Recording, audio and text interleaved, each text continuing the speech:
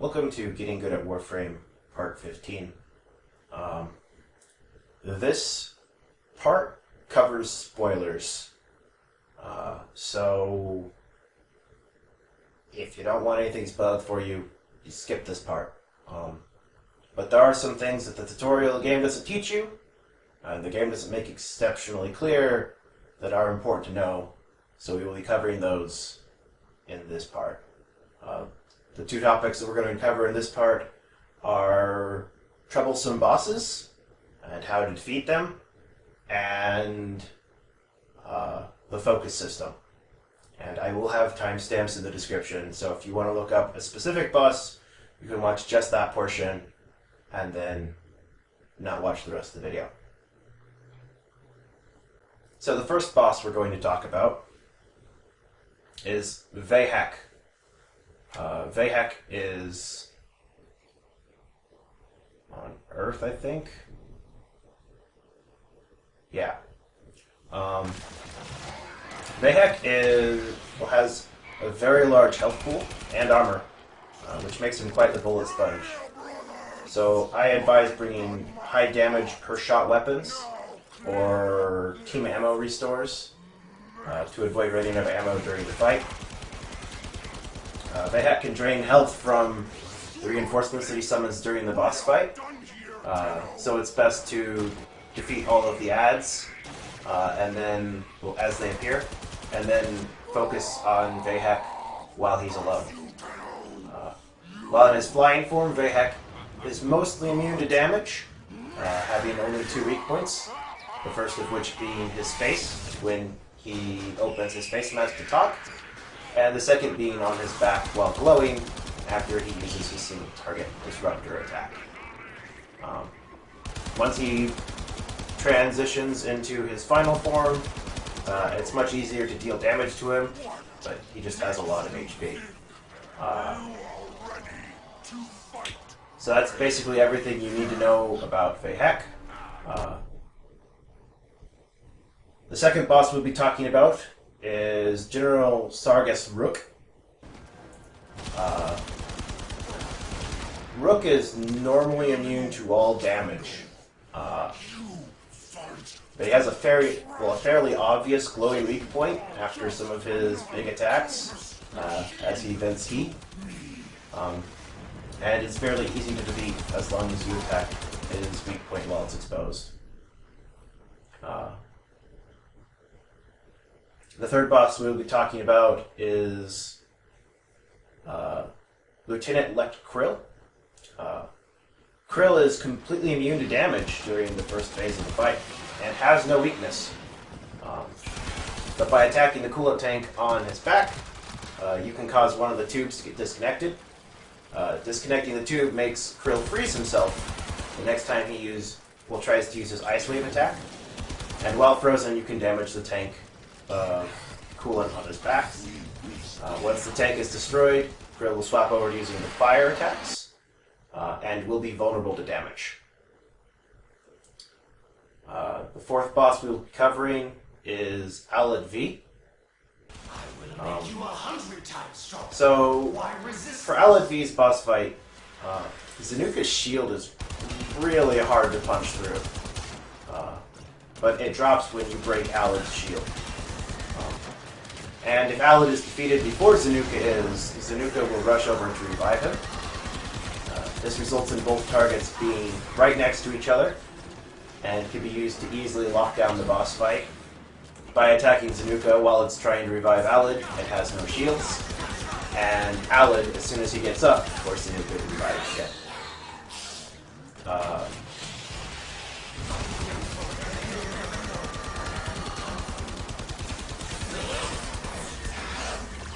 I can't decide, Tenno.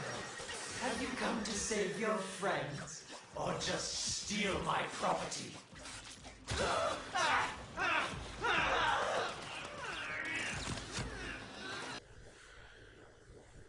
The fifth boss we'll talk about is Ambulas. Ambulas is out on Pluto, so you don't have to worry about him for quite a while. So, in order to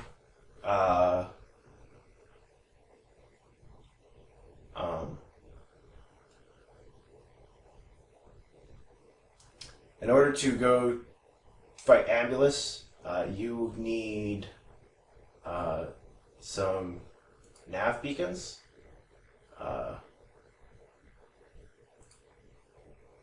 Yeah, it requires the Animo nav beacons to fight it, which can be easily gotten by just playing defense on Pluto and defeating the Ambulases as they drop in each wave. And once you have enough, you can go fight him. The goal of the fight is not to defeat Ambulus. The goal of the fight is to disable Ambulus and then hack him and then prevent any Corpus from fixing him prior to being picked up by the next dropship. So crowd control is super useful because it doesn't matter how much damage you do, if you can't keep the enemies away from him and they repair him, you can lose. If you fail 3 times, sending hacked Ambulus back to the dropship, the mission will end and it will be a mission failure. So that's kind of frustrating. And the last boss that we will be talking about is Raptor. So the goal of the Raptor fight is to defeat Raptors and then pick up their power core and drop their power core down each of the 3 Raptor entry points in the room. The cores have a rather short 6-second timer on them, though, so I recommend defeating Raptor close to the drop point.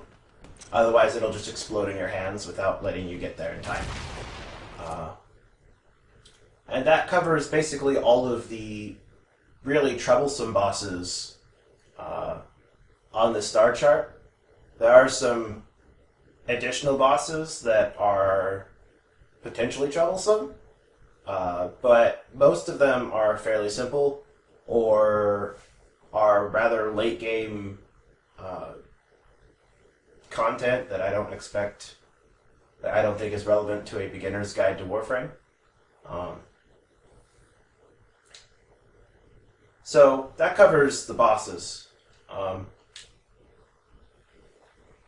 So now we will talk about the focus system.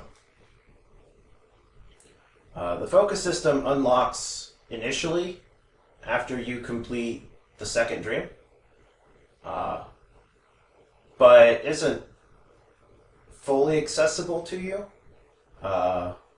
until you have completed the War Within and have access to this quills.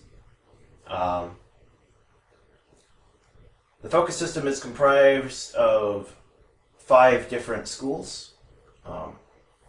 And in order to gain focus with a school, you have to install a lens on one of your gear that is max ranked. Whenever that max ranked weapon or Warframe would have received experience, it gets a minuscule amount of that experience converted into focus. Each of the schools costs 50,000 focus to unlock initially. And then once you're in, you can invest it in buying different perks. The perks that are hexagonal are passive, and the circular perks are non-passive abilities that activate when you do a specific action.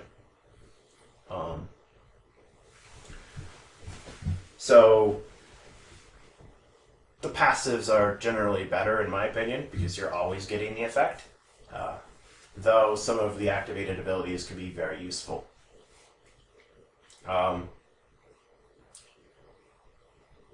The waybound abilities can be unbound from each school. So you can use them with any school that you like. But in order to do so, you have to take them all the way up to max rank. And then you have to pay an extra million focus, plus a brilliant Eidolon shard to unbind the passive so that it's available to your other schools. Which is to say, basically what you'll want to do is you'll want to pick your main school, which has the activated abilities that you want, or the passives that you want that aren't waybound. And you'll basically want to max that one out. And then you'll want to go into every other school, just enough to buy all of the waybound abilities and unlock them. Anything past that is optional, because at that point you've reached the maximum power that the focus system can yield. But the going that far is basically what you should try to do first. The fastest way to gain focus, or one of the fastest way to gain focus up until your daily cap, is to simply go to a high-level exterminate mission and stealth kill everything. So that you get the stealth kill affinity bonus multiplier, which you can bring all the way up to 500% extra affinity. And when you're getting, an extra 5 times as much experience as you do normally, then even the minuscule conversion rates add up pretty fast. So you could very easily get thousands and thousands and thousands of focus that way. If you don't feel like doing that, you could just go out on a Sanctuary Onslaught mission. Those are pretty good for getting focus, since you get the focus multiplier at the beginning of each round. So you can pretty easily get a good chunk of focus there. But unless you're doing like Sanctuary Elites, where the enemies are super high level and you're bringing a squad of ultra strong Warframes to just ability wipe everything off the map, you probably will get a better result affinity-wise by taking a Loki with only a dagger and covert lethality to a really high-level mission and invis killing everything. But that's not necessarily practical for the beginning of the game. And even I don't have covert lethality mods, so, what you have available to you affects what is the most effective thing you can be doing at any given time. But that's the basic focus system. You'll need to defeat Eidolons on Earth if you want to get the brilliant Eidolon shards to unbind the waybound abilities. But if you don't care about that, then it's a pretty simple system of just converting experience points that you weren't using for anything anyway into points that you can use to make yourself a little bit stronger. And that covers it for this video. This is probably going to be the last video in the Getting Good at Warframe series, because I've run out of topics. So, if you've mastered everything that we talked about in the series, you're probably a decent player